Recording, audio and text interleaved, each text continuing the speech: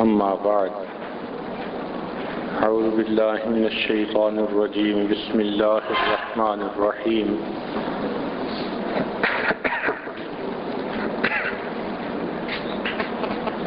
وإذ جعلنا البيت مثابة للناس وأمنا واتخذوا من مقام إبراهيم مصلى سبحان ربك رب العزة عما يصفون وسلام على المرسلين والحمد لله رب العالمين اللهم صل على سيدنا محمد وعلى آل سيدنا محمد وبارك وسلم اللهم صل على سيدنا محمد وعلى آل سيدنا محمد وبارك وسلم اللهم صل على سيدنا محمد وعلى آل سيدنا محمد وبارك وسلم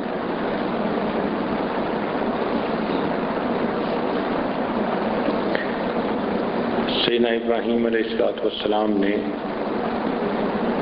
جب بیت اللہ کو بنا لیا تو رب کریم کی طرف سے حکم ہوا، اے میرے خلیل وَأَذِّن فِي النَّاسِ بِالْحَجِّ، آپ لوگوں میں حج کے لیے اعلان کر دیجئے۔ ابراہیم علیہ السلام بہت حیران ہوئے کہ اللہ میری آواز تو ساری دنیا میں نہیں پہنچ سکتی۔ فرمایا میرے خلیل آواز لگانا تیرا کام ہے، اس کو آنے والے انسانوں کی روحوں تک پہنچا دینا یہ میرا کام ہے۔ چنانچہ ابراہیم علیہ السلام نے اذان دی۔ کہتے ہیں کہ روحوں نے جب سنا تو جس روح نے جتنی مرتبہ لبیک کہا اتنی مرتبہ اللہ اس کو بیت اللہ کی زیارت عطا فرمائے، حج عمرے کی سعادت نصیب ہوگی۔ کسی نے ایک دفعہ کہا، کسی نے 2 دفعہ کہا، اور لگتا ہے کہ کچھ تو سرفرے ایسے بھی تھے کہ لبیک لبیک لبیک ہی کہتے رہے ہوں گے، کیونکہ انہوں نے زندگی میں پتہ نہیں کتنے حج اور عمرے کیے۔ حضرت خواجہ عبد المالک صدیقی رحمۃ اللہ علیہ ہمارے دادا پیر، انہوں نے 27 حج کیے۔ ہمارے حضرت مرشد عالم رحمۃ اللہ علیہ عمر کے آخری حصے میں ہر سال حج فرماتے تھے۔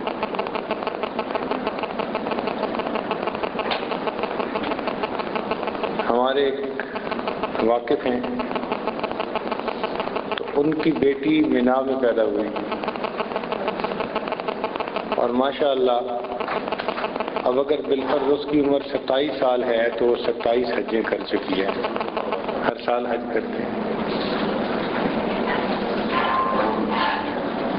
2-3 سال پہلے کی بات ہے، اخبار میں یہ خبر بھی آئی، یمن کے ایک آدمی تھے، انہوں نے کہا کہ میں نے اپنی زندگی کا پہلا حج کیا جب میری عمر 20 سال تھی۔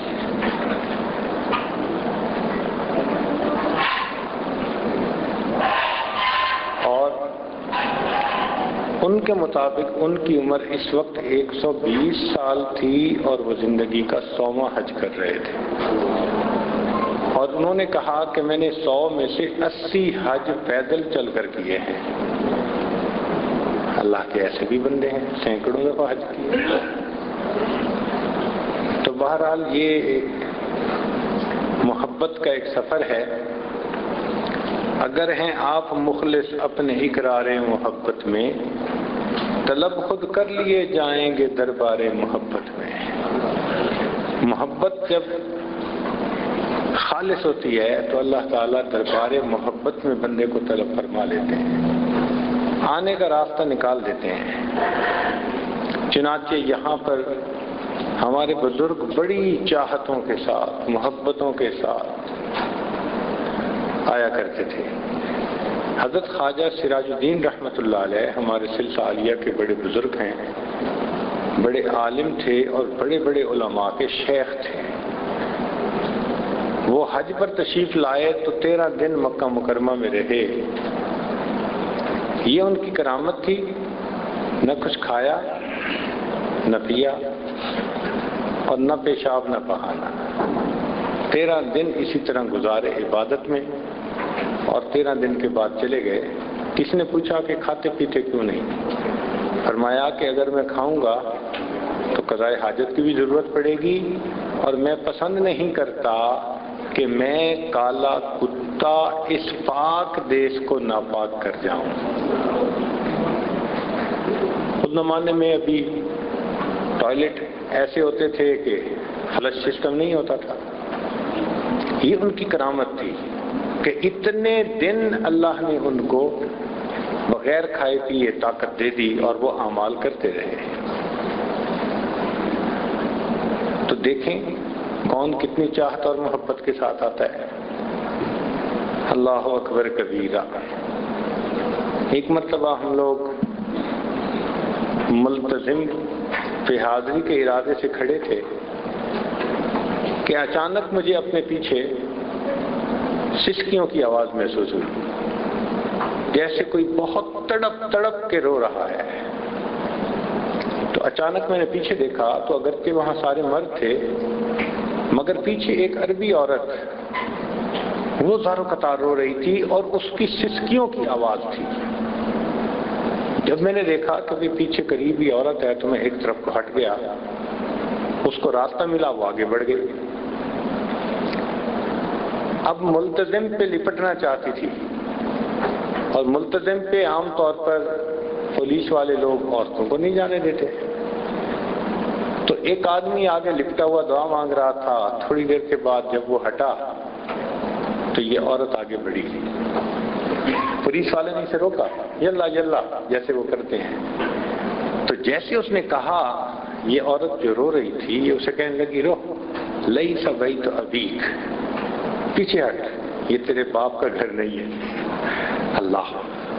اور پھر اس کے بعد وہ ملتزم سے لپٹ کے جو دھاڑے مار کے رونے لگی تو حیران، یا اللہ تیرے بندے اور تیرے بندیاں کتنی چاہتوں اور الفتوں کے ساتھ تیرے گھر کے دیدار کے لیے یہاں حاضر ہوتے ہیں. اب تو اگر بارش کا موسم ہو جائے تو حتیم بند کر دیتے ہیں، چونکہ مجمع زیادہ ہو جاتا ہے، لوگ زخمی ہوتے ہیں، پھسلتے ہیں، ان کو چوٹ لگنے کا خطرہ ہوتا ہے. پہلے جب لوگ ذرا کم ہوتے تھے تو اس وقت اتنی زیادہ پابندی نہیں تھی. ایک مرتبہ ہم نے دیکھا کہ بارش ہو رہی تھی تو ہم بھی حتیم پہنچ گئے. خیال تھا کہ بھائی میزاب رحمت سے پانی گرے گا تو شاید کچھ چھینٹے ہم پہ بھی پڑ جائیں. مجمع ہو گیا وہاں پر، لوگ آگے سے آگے بڑھ رہے تھے. اتنے میں ایک عورت کو دیکھا، افریقن ملک کی تھی، اور افریقن ملکوں کی عورتیں جو ہیں وہ اپنے بچوں کو پیٹھ پیچھے باندھ کے کپڑے کے ساتھ رکھتی ہیں. یہ ٹیکنالوجی ان کے پاس بہت زبردست ہے. وہ اپنا ہر کام کرتی رہتی ہیں، بچہ پیچھے کمر کے پیچھے رہتا ہے. تو وہ بھی اسی طرح. اب وہ عورت بھی چاہتی ہے کہ میں میزاب رحمت کے پانی کے نیچے جاؤں. وہاں تو مردوں کا مجمع تھا، جا بھی نہیں سکتی تھی. تو اس نے کیا کیا کہ اپنی ایک چادر جو تھی دوپٹہ نما اس کو نکالا اور اس کے ایک سرے کے اوپر اس نے گانٹھ باندھ دی اور دوسرے سرے کو ہاتھ میں پکڑ کر وہ جو گانٹھ والا سرا تھا اس نے زور سے پھینکا، جیسے دھاگے کے ساتھ پتھر باندھ کے پتھر کو پھینکتے ہیں. تو جب اس نے پھینکا تو وہ چادر جو تھی وہ لمبی ہوئی اور وہ جو گانٹھ تھی نا میزاب رحمت سے جو پانی گر رہا تھا اس پانی کے ساتھ جا کر ٹکرائی. تو پانی اسے لگ گیا تو وہ بہت خوش ہو گئی کہ اب میں جب مقصود مل گیا. تو ہمارا خیال تھا کہ اب اس پانی کو یہ دیکھیں کیا کرتی ہے. وہ پیچھے ہٹ کر بیٹھ گئی اور اس نے اپنے بچے کو کمر سے اٹھا کر گود میں ڈالا اور وہ جو پانی میزاب رحمت کا لگا تھا اس کو وہ بچے کے منہ کے اندر نچوڑنے لگی. ماں کی ممتا دیکھو، اپنے معصوم بچے کے منہ میں میزاب رحمت والا وہ پانی اس کے چند قطرے ڈال رہی ہے کہ میرے بچے کو اس کی برکتیں نصیب ہو جائیں. تو آنے والے کس چاہت اور محبت کے ساتھ آتے ہیں؟ تہجدوں میں دعائیں مانگی ہوں گی، تقوی بھری زندگی گزاری ہوگی، پتہ نہیں کس محبت کو لے کر آئے ہوں گے۔ تو یہ عاشقانہ سفر، ہر بندے کی اپنی کیفیت ہوتی ہے۔ جیسے کل بتایا کہ ابراہیم ادم رحمۃ اللہ علیہ ہر قدم پر 2 رکعت نفل پڑھتے ہوئے بیت اللہ شریف پہنچے۔ اب یہ بھی ایک عجیب سی بات ہے نا کہ ہر قدم پر 2 رکعت نفل کا ادا کرنا، اللہ کے گھر کی زیارت کے لیے کتنی محبت اور چاہت سے آئے ہوں گے۔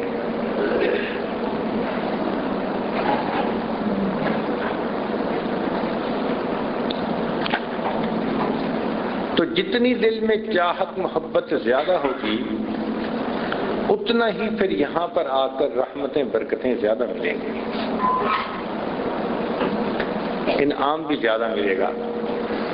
اسی لیے کہتے ہیں کہ گھر میں کام اور حرم میں انعام۔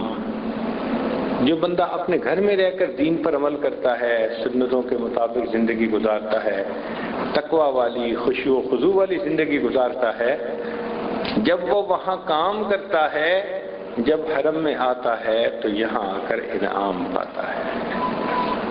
اللہ تعالیٰ کی طرف سے پھر اس کے لیے خصوصی رحمتیں اور برکتیں ہوتی ہیں۔ تو اس محبت کے سفر کو سیکھ کے آنا پڑتا ہے تاکہ جو کام بھی کریں چاہت کے ساتھ کریں۔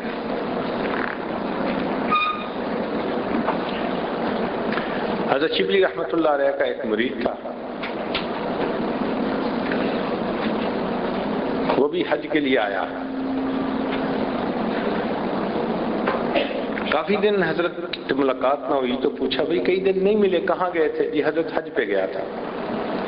فرمایا آؤ ذرا، بلایا، پوچھا یہ بتاؤ کہ تم نے احرام باندھا تھا؟ جی حضرت احرام باندھا تھا۔ فرمایا کہ احرام باندھتے ہوئے تم نے اپنے جب کپڑے اتارے تھے تو گناہوں کا لباس اتار کر تقوی کی پوشاک پہننے کی نیت تم نے کی تھی؟ حضرت یہ نیت تو نہیں کی تھی۔ اچھا یہ بتاؤ تلبیہ پڑھا تھا؟ حضرت پڑھا تھا۔ تلبیہ پڑھتے ہوئے تم نے اپنے دل و جان کو اللہ کے سامنے حاضر کیا تھا؟ لبیک کا یہی تو معنی ہے۔ حضرت ایسے تو نہیں کیا تھا۔ اچھا یہ بتاؤ کہ تم مقام عرفات پر گئے تھے؟ جی گیا تھا۔ تو تمہیں پھر معرفت مل گئی تھی؟ اس کا تو پتہ نہیں حضرت۔ مزدلفہ میں گئے تھے؟ جی گئے تھے۔ پھر کیا حقوق العباد سے معافی مل گئی تھی؟ حضرت خیال ہی نہیں تھا۔ شیطان کو کنکریاں ماری تھیں؟ جی ماری تھیں۔ تو کنکریاں مار کے اپنی دلی نفرت کا اظہار کیا تھا؟ یہ کیفیت تو نہیں تھی۔ اچھا تم نے جانور قربان کیا تھا؟ جی۔ تو جانور قربان کرتے وقت اپنے نفس کی خواہشات پہ چھری پھیرنے کی نیت تم نے کی تھی؟ حضرت یہ نیت تو نہیں کی تھی۔ طواف زیارت کیا تھا؟ جی۔ تو طواف زیارت کرتے ہوئے پھر محبوب کی زیارت، تجلیات کی زیارت نصیب ہوئی تھی؟ حضرت یہ تو پتہ نہیں۔ فرمایا کہ جب تمہیں اس میں سے کچھ بھی پتہ نہیں تو تم نے حج کیا کیا؟ دوبارہ اگلے سال جانا اور جیسے میں نے تمہیں بتایا ان کیفیات کے ساتھ جا کے حج کرنا۔ یہ حسرت رہ گئی پہلے سے حج کرنا نہ سیکھا تھا، کفن بردوش جا پہنچے مگر مرنا نہ سیکھا تھا۔ یہ دیوانے اگر پہلے سے کچھ ہوشیار ہو جاتے حرم میں بن کے محرم صاحب اسرار ہو جاتے۔ جس بندے نے باکسنگ کا مقابلہ کرنا ہو نا، آپ کبھی اس کو دیکھیں تو کبھی تو وہ جاگنگ کر رہا ہوتا ہے اور کبھی وہ لیدر کے بنے ہوئے تکیے کو مکے مار رہا ہوتا ہے۔ پوچھو بھئی کیا کر رہے ہو؟ کہے گا جی میں تیاری کر رہا ہوں، رنگ سے باہر تیاری کروں گا تو جب مقابلے کے لیے رنگ میں جاؤں گا تو وہاں پرفارمنس شو کروں گا. اگر تیاری اچھی تو پرفارمنس اچھی، تیاری زیرو تو پرفارمنس زیرو. بالکل وہی والی بات ہے کہ ہم نے اگر گھروں میں رہتے ہوئے اللہ کی محبت والی، اتباع سنت والی زندگی کی کوشش کی ہوگی تو جب یہاں آئے تو پھر اس کے مطابق ہی ہمیں انعام ملا ہوگا. اور اگر ہم نہ محنت کر سکے تو یہاں بھی وہی حال ہوتا ہے. یہ بات سمجھنے کی ہے. نہ شود نصیب دشمن کہ شود ہلاک تیغت، سرے دوستاں سلامت کہ تو خنجر آزمائی. دشمن کے نصیب میں نہیں تھا کہ وہ تیری تیغ سے ہلاک ہوتا، یہ تو دوستوں کے سر سلامت رہیں جن کے اوپر تو خنجر کو آزماتا ہے. بطواف کعبہ رفتم بحرم رحم ندادن کہ برونچ کار کر دی کہ درون خانہ آئی. میں طواف کے لیے جب گیا حرم میں تو مجھے رستہ نہ ملا اندر کا. مجھے یہ کہا گیا کہ تم باہر کیا کرتے پھرے ہو کہ اب تم میرے گھر کے اندر کا راستہ تلاش کرتے ہو. کہ برونچ کار کر دی کہ درون خانہ آئی، کہ تم باہر کیا کرتے پھرے اب میرے گھر کے حرم کے اندر کا راستہ تلاش کرتے ہو.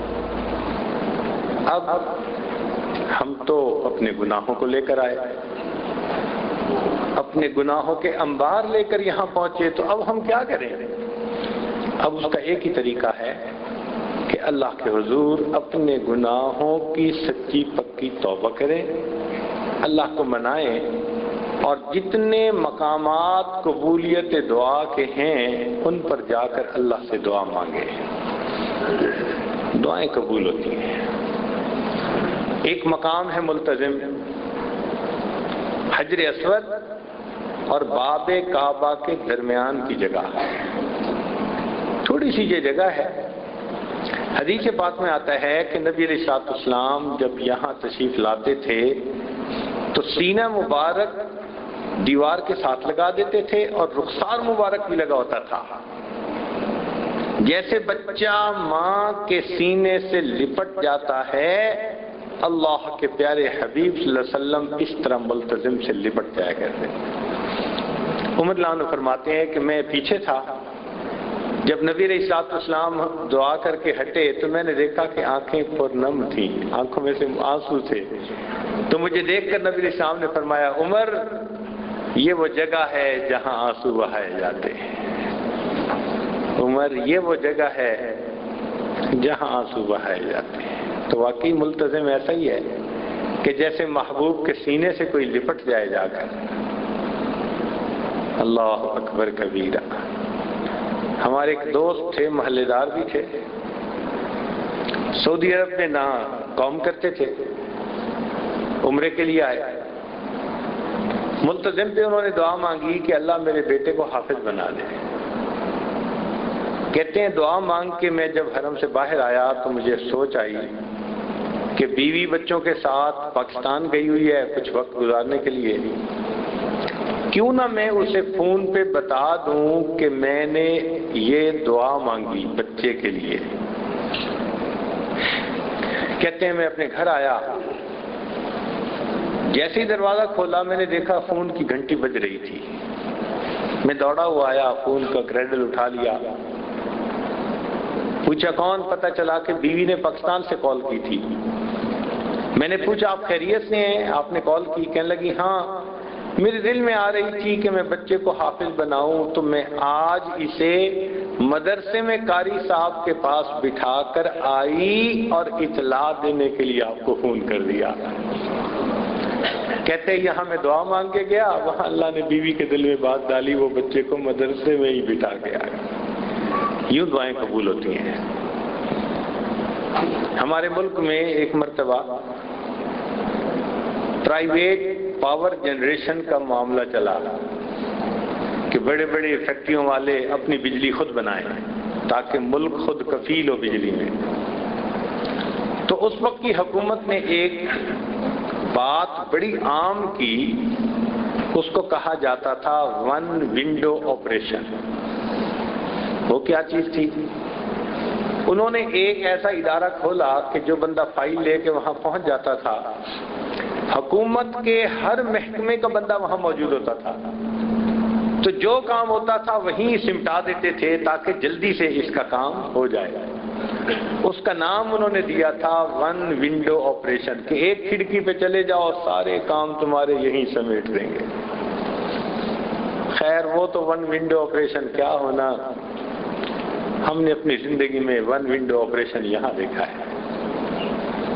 یہ اللہ کا گھر ہے، یہ وہ در ہے جو 24 گھنٹے کھلا رہتا ہے، اور واقعی یہ ون ونڈو آپریشن ہے۔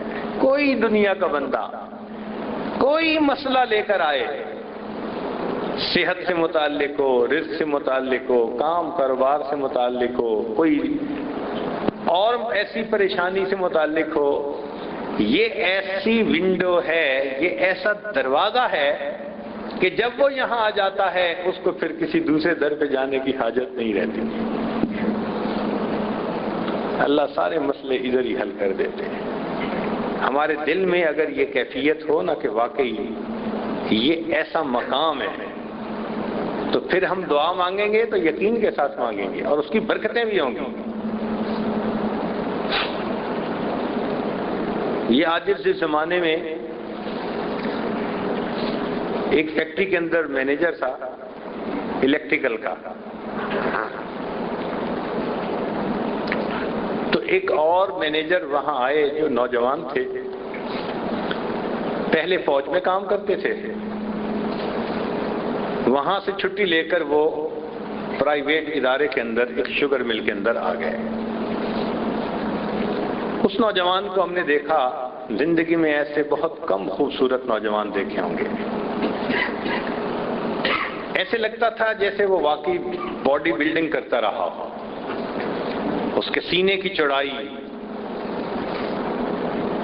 دیکھ کے انسان حیران ہو، بالکل پتلی سی کمر، اور اس کے مسل ایسے بنے ہوئے تھے کہ جب وہ چلتا تھا تو اس کو چلتے دیکھ کر بندہ حیران ہوتا تھا۔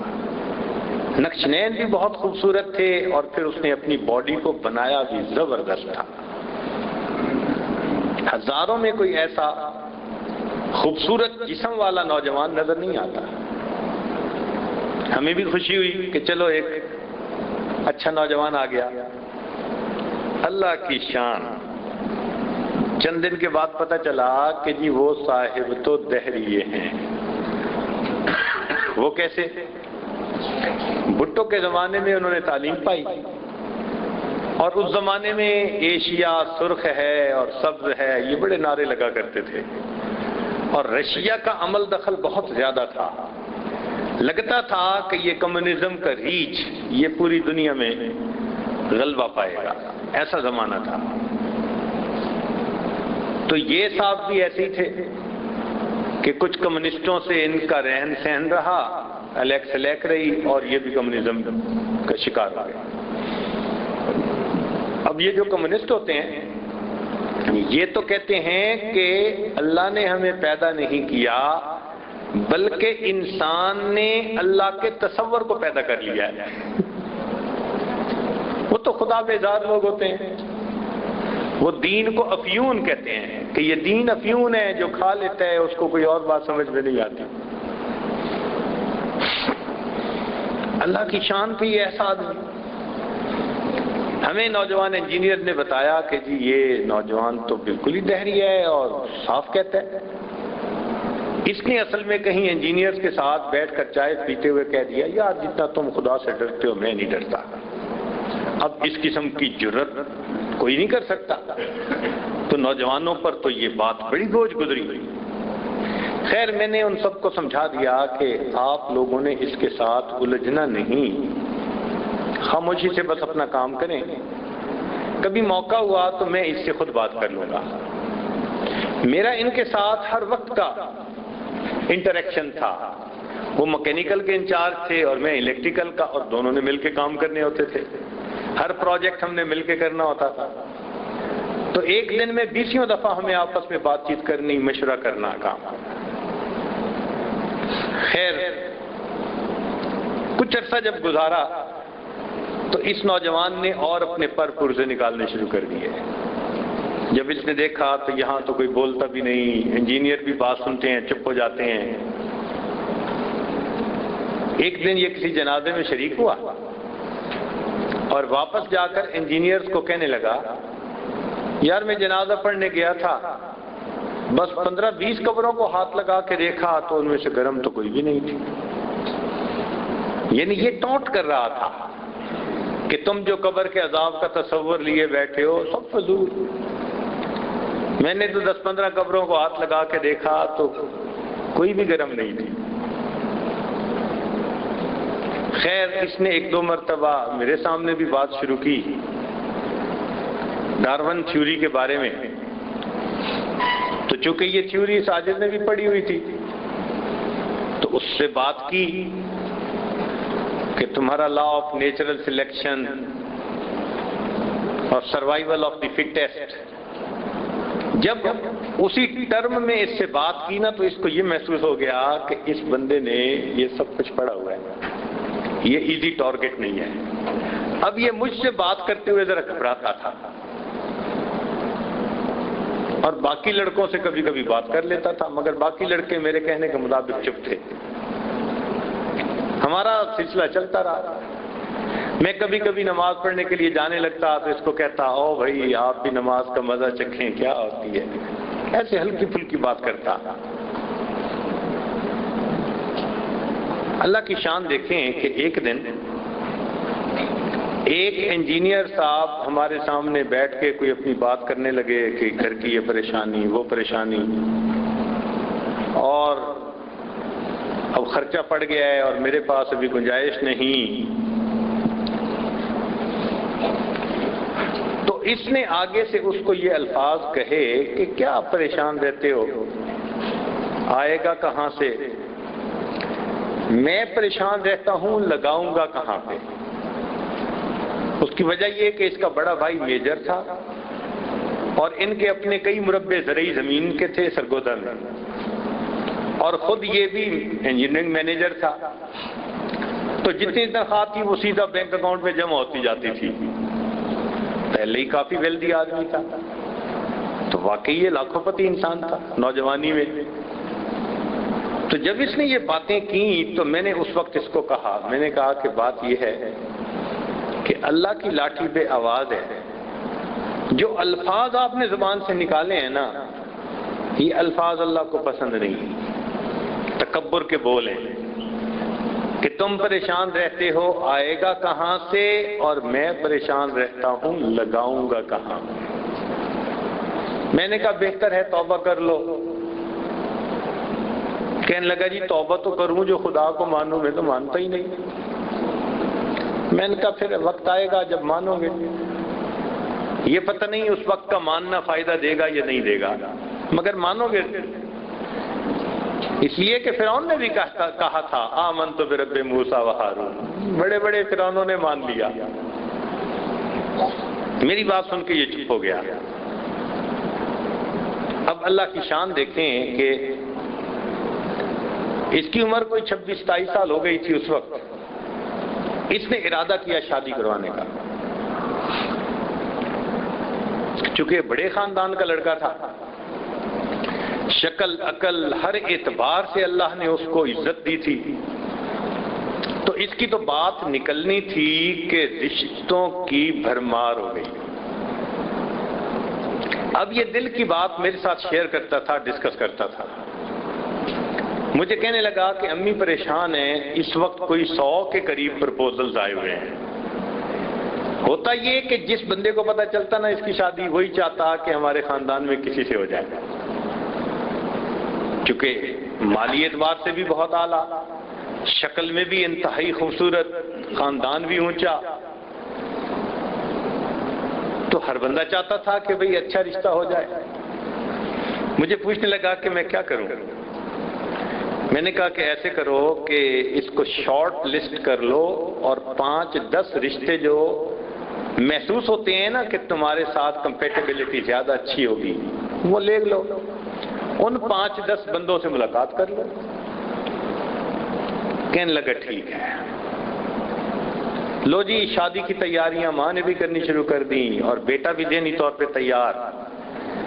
اور اس نے شیڈول بنا لیا کہ میں فلاں سے ملوں گا، فلاں سے ملوں گا، فلاں مجھے دیکھیں گے اور میں ان کو دیکھوں گا. اس دوران ایک دن جب ہم دفتر پہنچے تو ہمیں اطلاع ملی جی کہ کل ان صاحب کا ایک ہلکا پھلکا سا ایکسیڈنٹ ہو گیا تو آج وہ ڈیوٹی پر نہیں آئے. ہم حیران کیوں نہیں آئے. خیر آفیسرز میس میں ان کا پتہ کرنے کے لیے گئے تو ان کو 1-2 جگہ چھوٹی موٹی خراشیں تھیں، بڑا زخم نہیں تھا. میں نے پوچھا ہوا کیا؟ کہنے لگا جی سڑک بالکل خالی تھی اور میں تو اپنے اسکوٹر پہ سائیکل موٹر پہ بڑی مناسب سپیڈ پہ اوپر جا رہا تھا. اچانک ایسے جیسے کوئی غشی سی ہوتی ہے ایسے ہلکی سی کچھ ہوا اور مجھے پتا چلا جب میں نیچے گرا ہوا تھا. چکر آئے اور میں نیچے گر گیا. یہ تو اللہ کا شکر کہ کوئی بس نہیں آ رہی تھی. ہم نے کہا چلیں الحمدللہ اللہ نے مہربانی کر دی. لو جی دوسرے تیسرے دن پتہ چلا کہ یہ صاحب اپنے ہی کوٹھی کے لان میں چل رہے تھے کہ چلتے چلتے اچانک خود گر گئے اور پھر چوٹ آئی. اب جب گرے اور چوٹ آئی تو پھر اس کو پریشانی ہوئی کہ یہ کیا مسئلہ. ایک آدمی نے اس کو بتایا جی میں آپ کو دیکھ رہا تھا، آپ نے پہلے ایک پاؤں اٹھایا اور دوسرا پاؤں یعنی اس کو رکھ کر اٹھانے کی بجائے ساتھ دوسرا پاؤں بھی اٹھا لیا اور نیچے گر گئے. اس نے ڈاکٹروں سے رجوع کیا. ڈاکٹروں نے کہا کہ جی لگتا یہ ہے کہ آپ کا دائیں اور بائیں طرف کا جو سگنل جانے کا سسٹم ہے نا نروس سسٹم، تو کہیں نرو کے اندر کوئی سگنل کی جو ہے وہ شارٹ ہو جاتا ہے. لمبا کام. خیر کافی دن اس کو گزر گئے اسی معاملے میں. اتنے میں ایک نئی بات شروع ہو گئی. ہاتھوں پہ اس کو پسینہ اور پسینہ اتنا کہ پانی ٹپکتا تھا. یعنی اس نے 4-5 چھوٹے رومال رکھے ہوئے تھے بالکل گیلے ہو جاتے تھے. ایک رومال گیلا ہو جاتا تو جو پین تھا وہ اس کو دھوپ پہ ڈال کے آتا، دوسرا گیلا ہو جاتا پھر اس کو اتنا پانی حیران. ڈاکٹروں سے رجوع کیا. انہوں نے کہا جی کہ فلاں مسئلہ ہے. چنانچہ 9 سرجنز کا ایک بورڈ بنانا اور سب نے مل کر پھر اس کا کوئی آپریشن کیا. کوئی 8 گھنٹے کا لمبا آپریشن تھا. خیر کچھ عرصے کے بعد یہ کچھ ریکور ہوا اور اس کا پسینہ جو تھا وہ نسبتاً کم ہو گیا. اب ہم مطمئن ہوئے کہ چلو اس بیماری سے جان چھوٹی. اللہ کی شان. یہ اللہ کی لاٹھی عجیب بے آواز ہوتی ہے، پتہ نہیں چلتا، چلتی رہتی ہے. ایک نیا مسئلہ پڑ گیا. کیا؟ ایک دن یہ اٹھا، اب اس کی آنکھیں ایک جگہ فوکس نہیں کر رہی. ایک گلاس کے 2 گلاس نظر آ رہے ہیں، ایک بندے کے 2 بندے نظر آ رہے ہیں. فیکٹری کے اندر داخلہ بند. ایسا بندہ تو جائے تو ایکسیڈنٹ. اب اس کو یہ بھی نہیں پتا کہ سامنے والا کہاں ہے، میں اس کو سلام یہاں کروں یا یہاں کروں. ہر طرف سے فارغ ہو کے دفتر بیٹھ گیا. اب اس کا کیا علاج کروایا جائے؟ مالک نے بھی کہہ دیا جی کہ آپ کو 2 مہینے ہو گئے، آپ فیکٹری کے اندر راؤنڈ بھی نہیں کر سکتے، کام بھی نہیں مزدوروں کو صحیح بتا سکتے، تو آپ اپنا علاج کروائیں بعد میں پھر نوکری پہ آئیں. تو دفتر سے اس کو چھٹی مل گئی وداؤٹ پے۔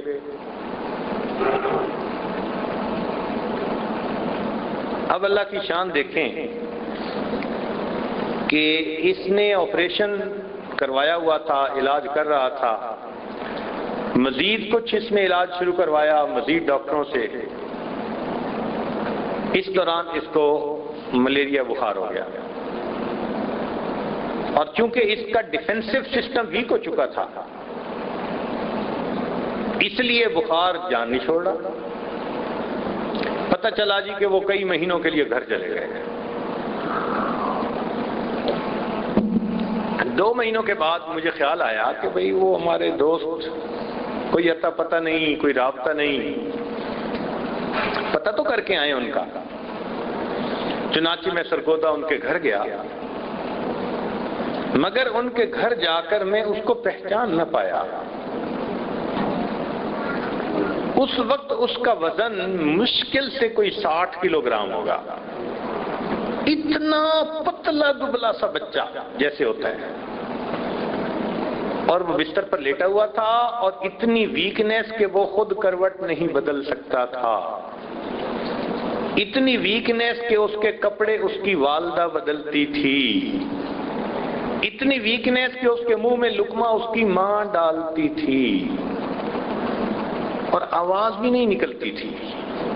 میں نے ٹی بی کے مریض بھی اتنے کمزور نہیں دیکھے جتنا کمزور وہ ہو چکا تھا، اور پہلے اس کی صحت ہمارے ذہنوں میں ایک آئیڈیل چیز ہوا کرتی تھی۔ اس حال میں دیکھ کے میری آنکھوں سے بھی آنسو آ گئے۔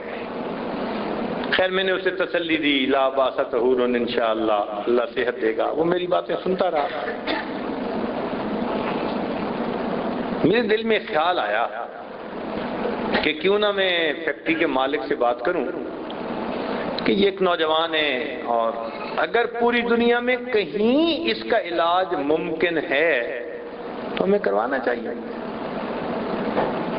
میں نے اسے کہا کہ میرا یہ خیال ہے اور میں جا کے بات کروں گا، اور امید ہے کہ وہ مالک میرے ساتھ کافی اچھا مناسب تعلق محبت کا رکھتا ہے، وہ میری بات مان لے گا۔ تو میں نے کہا کہ ہم آپ کو باہر ملک بھیجیں گے علاج کے لیے، میرے ساتھ ایک وعدہ کریں۔ پوچھتا ہے کیا؟ میں نے کہا جب آپ صحت مند ہو کے آئیں گے تو آتے ہوئے آپ عمرہ کر کے آئیں گے۔ اب یہ تو خدا کو نہیں مانتا تھا، لیکن دوستی میں اس نے ایسے سر ہلا دیا جیسے ٹھیک کہہ رہا ہو۔ لو جی واپس آ کر میں نے اپنے چیئرمین سے بات کی، اس نے کہا ہاں ٹھیک ہے، آپ ہی معلومات کریں۔ میں نے ورلڈ ہیلتھ آرگنائزیشن کو خط لکھا کہ اس طرح ایک پیشنٹ ہے، اور ڈاکٹروں کی ڈائیگنوزس یہ ہے کہ اس کو میسٹینیا گریوس کی بیماری ہے۔ تو اب آپ بتائیں کہ اس کا دنیا میں کہیں علاج ہے؟ انہوں نے مجھے فوراً خط کا جواب دیا کہ عام تو یہ لا علاج بیماری کہی جاتی ہے۔ کینیڈا کا ایک ڈاکٹر ہے کہ جس کی بیوی اسی بیماری میں مبتلا تھی، اس نے بیوی کی خاطر دن رات ریسرچ کی اور اس نے بیوی کا کامیاب علاج کر لیا۔ پھر اس کے بعد اس نے کوئی 8 اور پیشنٹس کا علاج بھی ٹھیک کر لیا ہے۔ تو آپ اس سے رجوع کریں۔ اسے خط لکھا، اس نے کہا جی ہاں میں اتنے پیشنٹس کو ٹریٹ کر چکا ہوں، اگر یہ پیشنٹ آ گیا اتنے میں پیسے لوں گا۔ بہت بڑی اماؤنٹ اس نے بتائی، مگر مل کے جو فیکٹری کے مالک تھے نیک دل تھے، انہوں نے کہا جتنا بھی خرچہ ہوگا پرواہ نہیں، اس کو بھجواؤ۔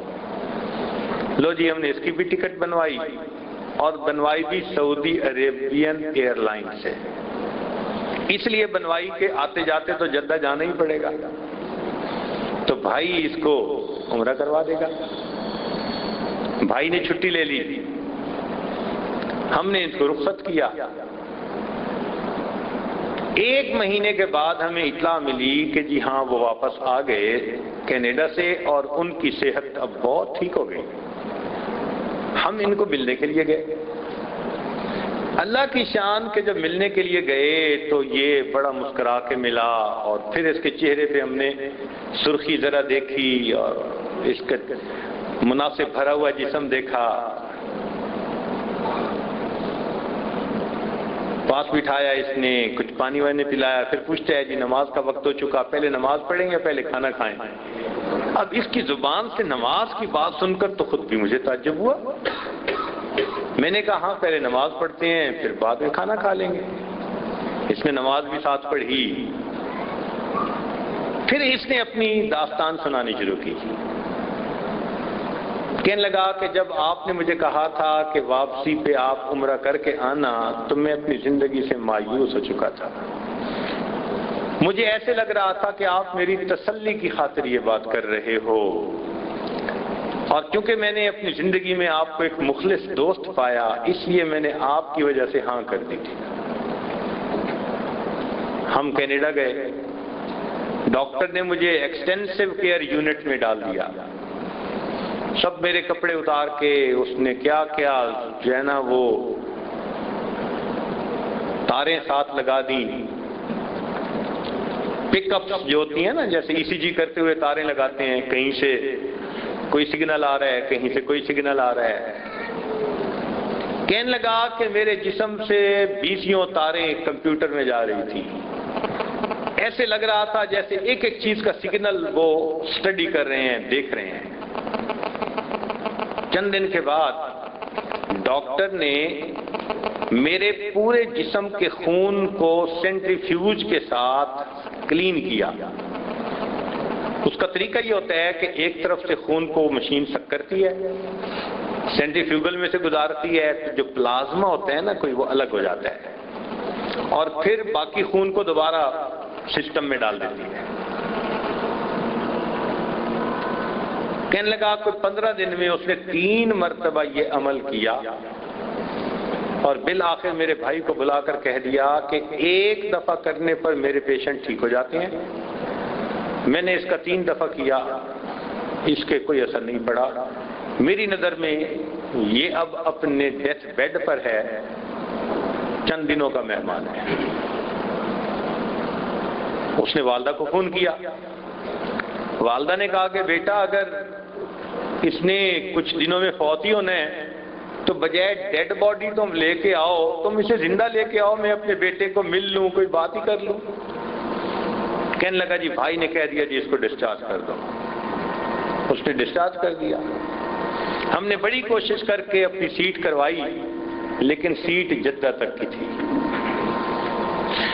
جدہ سے آگے لاہور ہفتے میں 1 فلائٹ ان دنوں ہوا کرتی تھی۔ تو کہنے لگے کہ اب کوئی فلائٹ نہیں تھی، ہمیں خواہ 2 دن 3 دن وہاں انتظار کرنے پڑ گئے۔ ایئرپورٹ والوں نے کہا جی ہم آپ کو ٹرانزٹ ویزا دے دیتے ہیں، آپ جدہ شہر چلے جائیں، ہوٹل میں رہیں چونکہ پیشنٹ ہے، اور جب 2 دن بعد فلائٹ ہو تو آپ چلے جانا۔ کہنے لگا بھائی مجھے لے کے جدہ شہر ہوٹل میں آ گیا۔ ایک دن مجھے کہنے لگا کہ یار وہ تمہارے ایک مولوی صاحب دوست جو تھے وہ مجھے کہہ رہے تھے کہ اس کو عمرہ کروا کے لانا، تو کیا خیال ہے میں تمہیں لے جاؤں حرم؟ تو میں نے سر ہلا دیا۔ اس نے مجھے ویل چیئر پہ بٹھایا اور لے کے حرم آیا۔ کہتے ہیں میں مطاف کے اندر بیت اللہ کے سامنے بیٹھا ہوں اور حیران ہوں کہ یہ لوگ کیا کر رہے ہیں۔ طواف کر رہے تھے تو میں حیران ہو رہا تھا یہ کیا کر رہے ہیں، طواف کیا ہوتا ہے، کیوں ایسا کر رہے ہیں؟ میں تو مانتا ہی نہیں تھا کسی چیز کو۔ کچھ دیر بیٹھا رہا تو بیٹھنے کے بعد میرے دل میں ایک بات آئی، اور میں نے دعا ان الفاظ کے ساتھ مانگی کہ اے اللہ اگر تو موجود ہے، یہ وہ شخص بیت اللہ کے سامنے دعا مانگ رہا ہے، اے اللہ اگر تو موجود ہے تو مجھے صحت دے دے تاکہ کل میں اس گھر کا پیدل چل کے طواف کروں۔ کہتے ہیں بس یہ دعا مانگی اور میں نے نیت کر لی کہ میں نے دوائیاں نہیں کھانی۔ میں واپس آیا، بھائی کو کہہ دیا میں نے دوائیاں نہیں کھانی۔ خیر رات کو سویا، اگلے دن اٹھا تو میں تھوڑا انرجیٹک فیل کر رہا تھا۔ میں نے اسے کہا مجھے آج لے جاؤ۔ کہنے لگا دوسرے دن بھائی مجھے پھر حرم لایا، اور میں نے اپنے پاؤں پہ چل کے بیت اللہ کا طواف کیا۔ جب مکمل کر لیا تو میرے دل میں بات آئی کہ خدا نے تو بات پوری کر دی، اب تو بھی تو بات پوری کر۔ میں نے بیت اللہ کو دیکھ کر کہا کہ اس گھر کے مالک، میں تجھے اپنا خدا مانتا ہوں، میں کلمہ پڑھتا ہوں اور مسلمان ہوتا ہوں۔ ایک دہریہ بندہ اگر حرم میں بیٹھ کر دعا مانگتا ہے، مولا اتنا کریم ہے کہ اس کی دعاؤں کو بھی قبول کر لیتا ہے، تو اگر کوئی ایمان والا اس گھر کے سامنے بیٹھ کر اللہ کے سامنے دامن پھیلائے، وہ مالک اس کی دعاؤں کو کیوں نہیں قبول کرتا ہے؟ مگر مسئلہ کیا ہوتا ہے؟ ہمارے دل غیر میں اٹکے ہوتے ہیں۔ حرم پہنچ کے بھی اس کا خیال، اس کا خیال، اس کا خیال، اس کو میسج ہو رہے ہیں، اس کو فون ہو رہے ہیں، اس کی کال کی انتظار ہے۔ جب یہاں پہنچ کے ہی دل غیر سے خالی نہیں، تو پھر دعائیں کیسے قبول ہوتی؟ نماز پڑھنے کے لیے جا رہے ہوتے ہیں، نماز پڑھنے والی جاتی عورتوں کو للچائی نظروں سے دیکھ رہے ہوتے ہیں۔ حرم میں آ کر جب غیر کی لالچ ہے تو پھر اللہ جھولی میں کیا ڈالیں گے؟ یہ بات اچھی طرح ذہن میں بٹھا لیں کہ اللہ نے دینے کے لیے بلا دیا، لیکن یہاں آ کر شیطان نے ہمیں غیر میں الجھا دیا، اور غیر میں الجھنے کی وجہ سے اب ہماری دعائیں بے اثر ہو گئی۔ مانگتے ہیں تو وہ زبان سے دکھتے ہیں، وہ دل سے نہیں نکل رہے ہوتے، اور دل سے جو بات نکلتی ہے اثر رکھتی ہے، پر نہیں طاقت پرواز مگر رکھتی ہے۔ ہمارے دل تو حاضر نہیں ہوتے، اور اللہ رب العزت کے ہاں تو شرط یہی ہے، اول شرط یہی ہے، میرے بندے دل کو میرے سامنے حاضر کر لو، دل کو ایک میری محبت سے بھر لو، دل کو غیر کی محبت کے اثرات سے خالی کر لو، دامن پھیلاؤ گے، میں پروردگار تمہارے دامن کو بھر دوں گا۔ کر کے دیکھیں نا سچی توبہ یہاں کہ اے مولا، میں نے ہر لات اور منات کو توڑ ڈالا، ایک آپ کی سچی محبت میں نے اپنے دل میں رکھ لی، اور پھر دیکھیے اللہ کی طرف سے پھر کیسی رحمتیں ہوتی ہیں، جو پروردگار دہریے بندے کی دعاؤں کو قبول کر کے دکھا دیتا ہے، وہ پروردگار کلمہ پڑھنے والے بندے کی دعاؤں کو کیوں نہیں قبول کرے گا؟ ہم نے لاک فٹ کیے ہوتے ہیں، سیل فون کے اندر نا ایک کی لاک ہوتا ہے، اگر وہ لاک لگ جائے تو آپ جس کی کو مرضی دباتے رہیں، کال اٹینڈ ہی نہیں ہوتی۔ بالکل اسی طرح یہ مخلوق کی نفسانی، شیطانی، شہوانی محبت، یہ دعا کے لیے ایک لاک ہے، یہ لگ جاتا ہے، پھر جو مرضی بٹن دباتے پھریں، اللہ یہ دے، اللہ وہ دے، سگنل ہی نہیں جاتا۔ اس سگنل کو بھیجنے کے لیے اس لاک کا کھولنا ضروری ہے۔ اس لیے فرمایا کہ میرے بندے تو میرے گھر میں آیا ہے، اب تو اپنے دل کو خالی کر لینا، اب تو غیر سے اپنی توجہ کو ہٹا لیں۔ غیر سے اپنی توجہ کو ہٹائیں گے، ایک اللہ سے مانگیں گے ایسی کیفیت میں جب دل میں اللہ کے سوا کسی کی محبت نہ ہو، اللہ ایسی دعاؤں کو کبھی رد نہیں فرمائے گا۔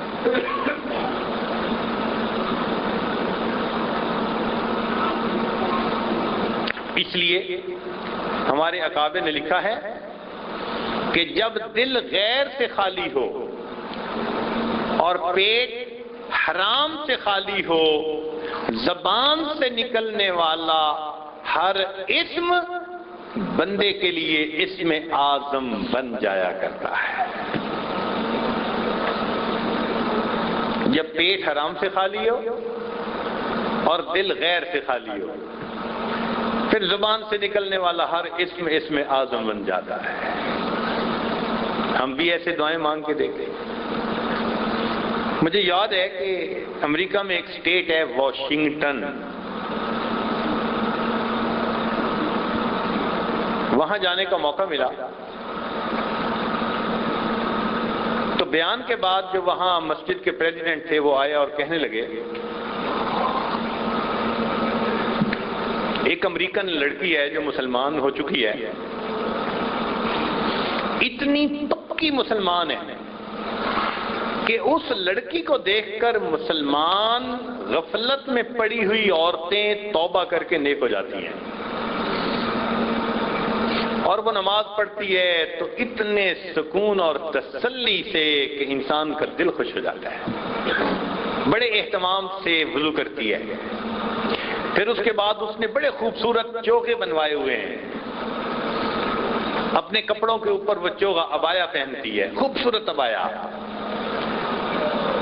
خذوا زینتکم عند کل مسجد، اللہ نے فرمایا تم مسجد میں آتے ہوئے زینت اختیار کرو، تو وہ اس پر عمل کرتی ہے کہ مصلی میری مسجد ہے، اور مصلی پر قدم رکھنے سے پہلے مجھے صاف پاک ہو کر اللہ کے سامنے حاضر ہو، اچھی خوشبو لگا کے وہ مصلی پہ آتی ہے، اور اتنا ڈوب کے نماز پڑھتی ہے کہ بسا اوقات ایک نماز پڑھنے میں پونا گھنٹہ اسے لگتا ہے۔ لوگ کہتے بھی رہتے ہیں کیا تم بیٹھی رہتی ہو، سجدے میں پڑی رہتی ہو، وہ کہتی ہے کہ تمہیں کیا پتا میں نماز میں اپنے رب کے ساتھ کس کیفیت میں ہوتی ہوں۔ جو دوسری اچھی عورتیں ہیں وہ اس سے متاثر ہوتی ہیں۔ کہنے لگا کہ جی وہ عورت بیان سنا اس نے، تو وہ کہہ رہی ہے کہ جی مجھے ان سے تھوڑا سا وقت لے کر دیں، میں ان سے کچھ سوال پوچھنا چاہتی ہوں۔ پھر اس نے کہا کہ جی میں سفارش کرتا ہوں کہ آپ اس کو ٹائم ضرور دیں۔ بہت اچھا۔ نماز سے فارغ ہوئے تو ایک جگہ پردہ لگا ہوا تھا، پردے کے پیچھے وہ بیٹھ گئی، دوسری طرف یاجز، اس نے سوال پوچھنے شروع کیے۔ زیادہ سوال اس کے یا سائنس سے متعلق تھے، دین اور سائنس، یا روحانیت اور دین اس سے متعلق تھے۔ خیر یاجز اس کو بات بتاتا رہا، 2 گھنٹے بات چیت ہوتی رہی، بہت مطمئن ہوئی کہ اللہ نے میرا دل بالکل مطمئن کر دیا، جو سوالات میرے ذہن میں آتے تھے میں نے سب باتیں آج پوچھ لی۔ اس کے اینڈ پہ میں نے اسے کہا کہ اچھا پھر ایک سوال میں آپ سے پوچھتا ہوں۔ اس نے کہا جی۔ میں نے کہا مجھے یہ بتاؤ کہ آپ مسلمان کیسے ہوئی؟ چونکہ جب بھی کوئی بندہ مسلمان ہوتا ہے نا نئے سرے سے، تو اس کے واقع میں کوئی نہ کوئی ہمارے لیے نصیحت ہوتی ہے، عبرت ہوتی ہے، اللہ نے ہدایت کیسے دی اس کو۔ وہ کہنے لگی کہ میں عیسائی عورت ہوں، میرا خامد یہودی، دونوں انجینئر تھے اور ہم دفتر میں کام کرتے تھے۔ اس دوران ہماری کمپنی نے جدہ میں آفس کھولا، تو انہوں نے ایک سرکولر بھیجا کہ اگر کوئی لوگ جدہ جانا چاہیں تو تنخواہ بھی ڈبل کر دیں گے اور 3-4 سال کے لیے سہولیات بھی دیں گے، وہ ایک نیا ملک بھی دیکھ کے آئیں اور تنخواہیں بھی زیادہ لیں۔ تو ہم میاں بیوی نے سوچا کہ چلو ہم جاتے ہیں، ہمیں انہوں نے بھیج دیا، ہم امریکہ سے جدہ آ گئے۔ اب کبھی کبھی عشاء کا کھانا کھانے کے لیے باہر ہوٹل کی طرف نکلتے تو میں کچھ لوگوں کو دیکھتی کہ سفید چادر ایسے لپیٹی ہوئی ہے اور سر ننگا اور جا رہے ہیں۔ میں خامد سے پوچھتی کہ یہ کیا معاملہ ہے؟ وہ مجھے کہتا کہ یہاں ایک جگہ ہے جس کو مسلمان کعبہ کہتے ہیں، اللہ کا گھر کہتے ہیں، یہ لوگ وہاں جاتے ہیں کوئی عبادت کرنے کے لیے۔ تو میں کہتی کہ مجھے بھی وہاں لے چلو۔ وہ کہتا کہ وہاں تو کافر داخل ہی نہیں ہو سکتے۔ تو میں پریشان ہو جاتی۔ ایک دن میں نے اپنے خامد کو تجویز دی کہ میں مسلمان عورتوں کی طرح ایک لباس، ایک رومال خرید لیتی ہوں اور اسے سر پہ اوڑھ لیتی ہوں، اور آپ بھی سر پہ ٹوپی رکھ لیں، ہم چلتے ہیں مکہ مکرمہ کی طرف۔ اگر پولیس نے روک لیا تو واپس آ جائیں گے، نہیں روکا تو شاید ہم بھی جا کے وہ جگہ دیکھ کے آئیں۔ کہنے لگے ہم میاں بیوی نے ایسے ہی کیا۔ اللہ کی شان کہ جہاں چیک پوسٹ تھی وہ وقت ایسا تھا کہ شفٹ تبدیل ہو رہی تھی، تو زیادہ جو لوگ تھے وہاں وہ تو آ جا رہے تھے، ایک ہی فوجی کھڑا تھا، اور چونکہ ٹریفک تھی وہ سب کو اشارہ کر رہا تھا چلو چلو یلا یلا۔ ہماری گاڑی قریب میں آئی، اس نے دور سے دیکھا ٹوپی ہے، سر ڈھپا ہوا ہے، مسلمان، نے کہا جاؤ، ہم نکل گئے۔ مکہ مکرمہ میں جا کے گاڑی کھڑی کی، پوچھا لوگوں سے کہ کعبہ کہاں، انہوں نے جگہ بتا دی. کہتے ہیں کہ ہم دونوں حرم میں داخل ہوئے، جیسے ہی مطاف کے اندر پہنچے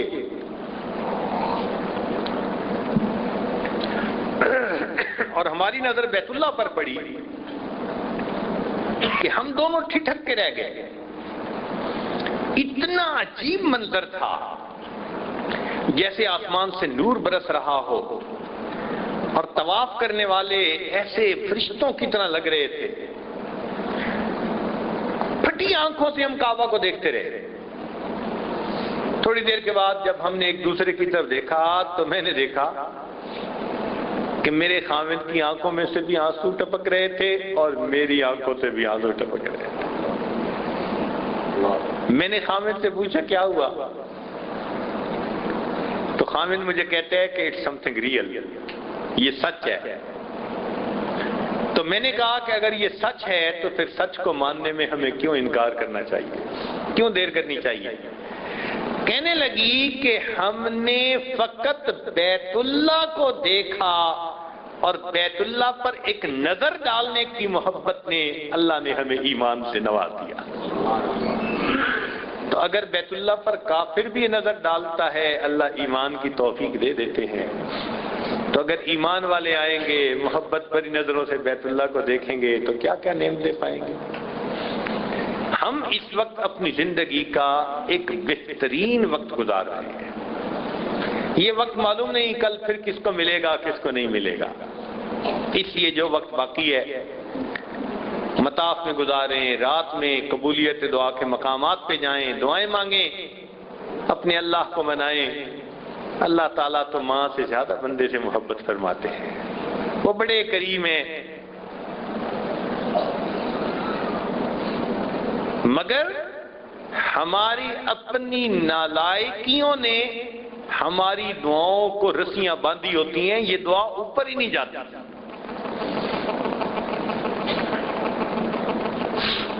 ہے عمل لازم تکمیل تمنا کے لیے، ورنہ رنگین خیالات سے کیا ہوتا ہے، بے عمل دل ہو تو جذبات سے کیا ہوتا ہے، دھرتی بنجر ہو تو برسات سے کیا ہوتا ہے.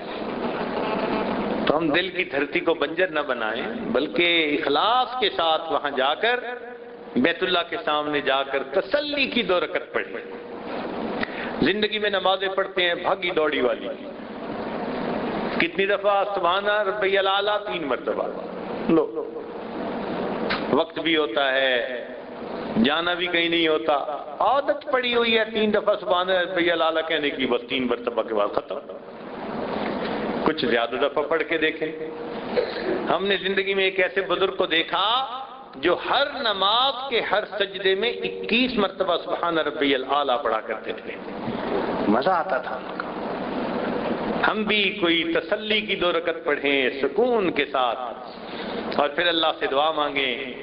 طواف میں اللہ سے دعا مانگیں، ملتزم سے لپٹ کے دعا مانگیں، حجر اسود کے سامنے بیٹھ کر دعا مانگیں، باب کعبہ کے سامنے، مقام ابراہیم، حتیم کے اندر جا کر. سبحان اللہ، اتنے موقع اللہ نے دیے.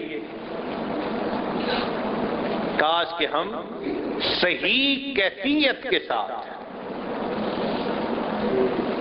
دعا اگر مانگ لیں گے تو اللہ تعالیٰ کی طرف سے قبولیت میں دیر نہیں ہوگی. ذرا سی بات پہ یہ نہ سمجھیں کہ جی میسج جا رہا ہے اور دوسرا بندہ جواب نہیں دے رہا. نہیں، ہو سکتا ہے آپ کے اپنے سسٹم کے اندر جو ایکٹیویٹر ہوتے ہیں وہی فنکشن نہ کر رہے ہیں اور آپ پش دبا رہے ہیں لیکن اس کو میسج جا ہی نہیں رہا، تو وہ جواب کیسے دے دے. اور یہ جو درمیان کے لاک ہیں یہ ہمارے گناہ ہیں. جو گناہ کبیرہ کے ہم مرتکب ہوتے ہیں وہ سارے کے سارے ہماری دعاؤں کے اوپر پرواز کرنے میں رکاوٹ بنتے ہیں. تو سچی توبہ کے ساتھ، اخلاص کے ساتھ، دن تو تھوڑے ہی رہ گئے. جب آئے تھے تو بڑی دل میں تمنا تھی جی بڑے دن رہنا ہے. اب آج حیران بیٹھے ہیں کہ کل مدینہ طیبہ روانہ کیا. آج ہی کی رات ہے، واپس آئیں گے تو پھر جانے کی بھاگم بھاگ، وقت بہت کم ہے۔ اس وقت کی غنیمت سمجھ کر ہم اللہ رب العزت سے خوب جی بھر کے مانگیں اور اللہ رب العزت کے سامنے فریاد کریں کہ اللہ رہے طلب میں سوار سب ہیں، پیادہ مثل غبار میں ہوں، تیرے گلستاں میں گل تو سب ہیں، بس ایک اگر ہے تو خار میں ہوں، مجھے بھی کچھ فکر آخرت ہو، بہت ہی غفلت شعار میں ہوں، رہا میں بیکار زندگی بھر، بس اب تو مشغول کار ماں ہے۔ گر پڑ کے یہاں پہنچا، مر مر کے اسے پایا، گر پڑ کے یہاں پہنچا، مر مر کے اسے پایا، چھوٹے نہ الہی اب سنگے درے جانا، اے اللہ بڑی دور سے آیا ہوں، بڑی دیر سے آیا، تیرے دروازے کی چوکھٹ کو پکڑ کر اللہ تجھے منانے کے لیے آیا۔ اپنے رب کو منا لیجئے، رب کریم اس پر قادر ہیں، پچھلی زندگی کے سب گناہوں کو چاہیں تو نیکیوں میں تبدیل کر دیں۔ اللہ رب العزت ہمارے سفر کو وسیلہ ظفر بنا دے۔ وآخر دعوانا ان الحمد للہ رب العالمین۔ مراقبہ کر لیجئے چند منٹ کے لیے، آنکھوں کو بند کر لیجئے، سر کو جھکا لیجئے، دنیا اور جو کچھ دنیا میں ہے اس سے ہٹ کٹ کے اللہ رب العزت کی یاد میں ڈوب جائیے۔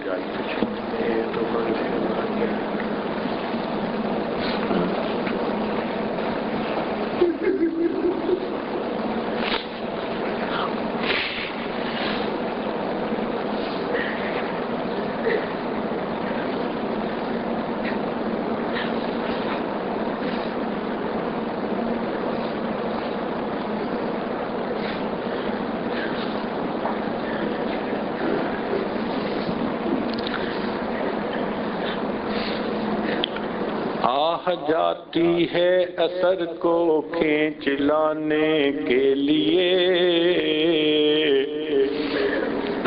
بادلو ہٹ جاؤ دے دو راہ جانے کے لیے،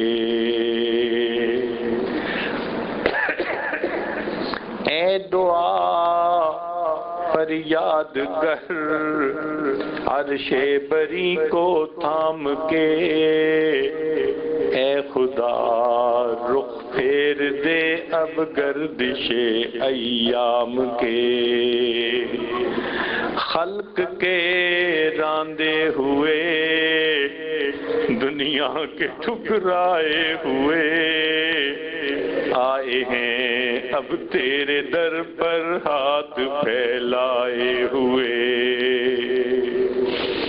حق پرستوں کی اگر کی تو نے دل جوئی نہیں، تانا دیں گے بت کے مسلم کا خدا کوئی نہیں، حق پرستوں کی اگر کی تو نے دل جوئی نہیں، تانا دیں گے بت کے مسلم کا خدا کوئی نہیں، خار ہیں بدکار ہیں ڈوبے ہوئے ذلت میں ہیں، جو بھی ہیں آقا تیرے محبوب کی امت سے ہیں، رحم کر اپنے نہ آئینے کرم کو بھول جا، ہم تجھے بھولے ہیں لیکن تو نہ ہم کو بھول جا، رحم کر اپنے نہ آئینے کرم کو بھول جا، ہم تجھے بھولے ہیں لیکن تو نہ ہم کو بھول جا۔